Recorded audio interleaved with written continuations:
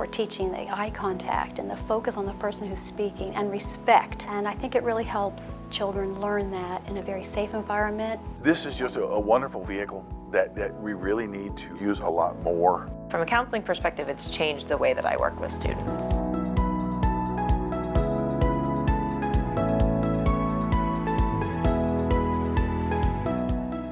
So as a county, we've adopted some strategies to support our students that come from that restorative justice model, which really was born in the justice system to help criminals and other people who had been incarcerated and accused of crimes to reintegrate into society, repair harm, and make repairs in ways other than jail time or other types of criminal consequences. One of the biggest strategies we've adopted, we call it circles. What is one thing you're gonna do this week to be a kind friend to everybody in this room? Students take turns with the talking piece so that everyone is heard and has a voice. And through that, they're also practicing respect, turn taking, and growing empathy skills.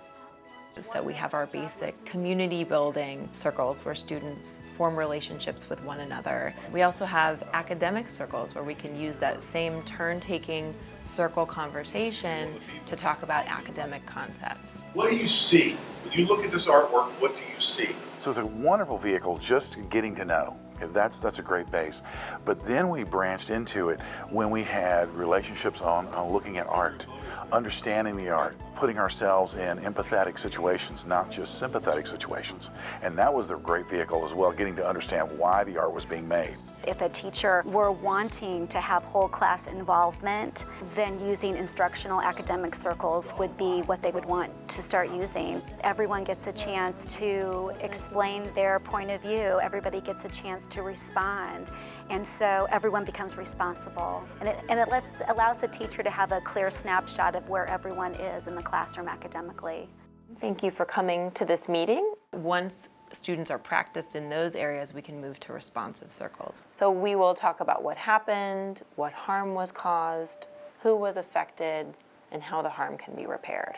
So a responsive circle would be talking about a problem together as a group, talking through how it makes them feel and what's going on, and then working together to form a consensus. Rather than a teacher or a staff member like me telling them what to do, they get to work together to decide what needs to happen to make things better and repair the harm. Oftentimes, kids, their method of communication is via text or via something else. There isn't that personal moment with the person that you hurt me personally, this is what happened. And that's the connection that I think Restorative Strategies gives. Our school has implemented restorative strategies, helping students to resolve conflict and helping students to work to build that empathy with their peers.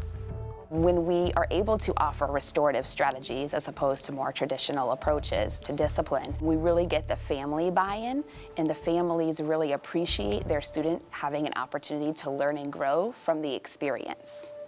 Okay, you guys, today we're going to use Mookie's talking piece. Our staff have really embraced this initiative and found that it makes a huge difference in the way their classroom feels. My high was that me and my brother made up a new game, and my low was that at my nan's house, and my low was that we had to leave because it was time to go. You know how children will be very gregarious, very outgoing, but when it comes to sharing their feelings or just having that voice in the classroom, it's like, very hard to pull something out of them. And I see restorative circles as a way to just give that child a confidence, a safety, and before we know it, everyone is willing to share, everyone's willing to give and take. It's been very impactful for most teachers that have had the training. They love it. They love the opportunity to build a community within their classroom. The more they practice this community building, academic circles, or responsive problem-solving circles, they have a class that is just more kind and connected. And they, in turn, are more connected to their students. And then we, as administrative staff, see less behavior problems. So it makes a big difference in the culture of our school.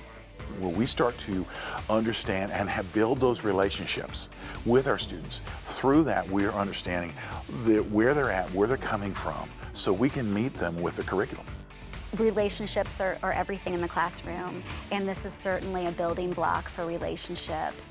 If our kids see us as human beings, they will work harder for us. Overall, it's just a wonderful way of them to share. This has gotten away from the sage on the stage. This has gotten away from my show. This is all about the student. And that's what the beautiful part about this.